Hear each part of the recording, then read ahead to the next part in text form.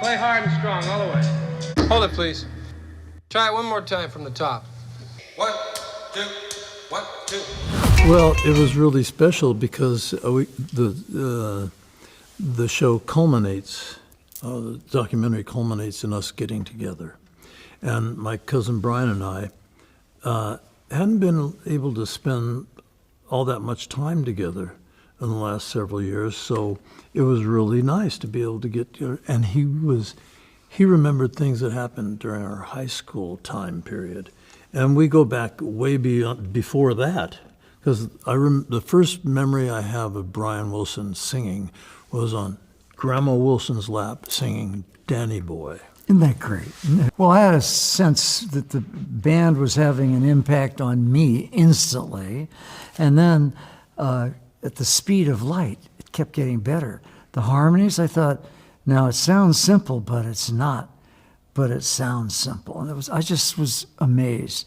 And I had a job at a record company, Columbia Records, producing records, and we were knocking off Beach Boy harmonies and stuff, never as good, So I was kind of prepped to maybe have that phone call from Mike not to have me join the band, to see if I knew anyone who could. And I called 12 people. So, bang, light goes on. Okay. I can come down for the weekend. That's how it started. Ladies and gentlemen, the Beach Boys! The Beach Boys just represented some sort of fantasy. They were participating in the creation of a California dream. The 60s was such a rich time for music. I mean, in addition to the Beatles and the Beach Boys, which get a lot of credit for the music of the 60s, how about Motown? I mean, amazing songs, amazing artistry, so many different kinds. I mean, we loved the Temptations, Stevie Wonder's great. The Supremes had some monumental records, and the Jacksons, I mean, come on, it's an amazing body of music. And so the Beatles, the Beach Boys have a tremendous amount of hits from that era, but just the radio was king. And top 40 radio was just amazing, and it was our lifeblood. I mean, and when we heard a Beatles song come on the radio, if they wanted to hold your hand, or all their songs were great.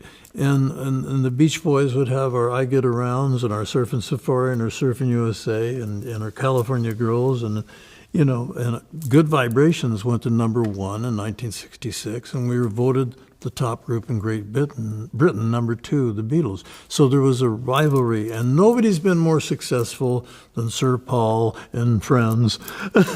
But we were able to do pretty well.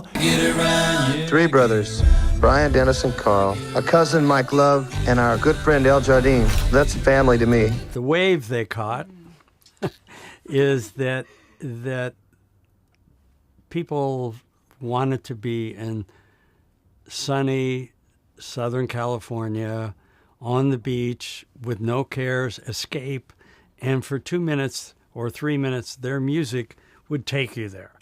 And that was something that was true then, and it's true now. I mean, if you want, 3 minutes of happiness, listen to the Beach Boys. But it's also very sophisticated in a deceptive way that you don't understand that what you're responding to are these incredible harmonies and the musicality that Brian and the rest of the Beach Boys created. I grew up about 25 miles south of them in a place called Newport Beach, and I was a surfer, and I was in a band.